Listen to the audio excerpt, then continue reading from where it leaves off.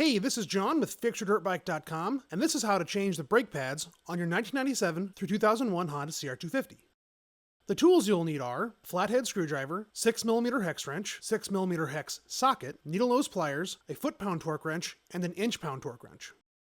The parts you will need are a set of new brake pads for the front and rear calipers. If you don't have your pads yet, you can get yours through the link below. Changing your pads can cost between $5 and $25 depending on what pads you go with, and should take about 15 minutes. Changing the front and rear pads are the exact same procedure, so if you can do one, you can do the other. It is much simpler to remove and install your pads with the caliper on the bike using the brake disc as a guide. Make sure to start your pad change with clean calipers. Start by removing the pin plug. If your plug is stuck, you can place your screwdriver on the plug and tap the end of the screwdriver with a hammer. Remove the pad pin and pull the pads, followed by the pad spring.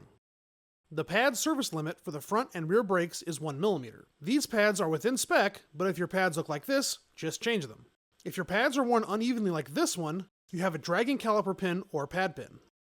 Press your caliper against the disc to push the pistons into the caliper body. This will make room for the new pads. If your old pads were worn all the way down, you may need to bleed your brakes to remove excess fluid.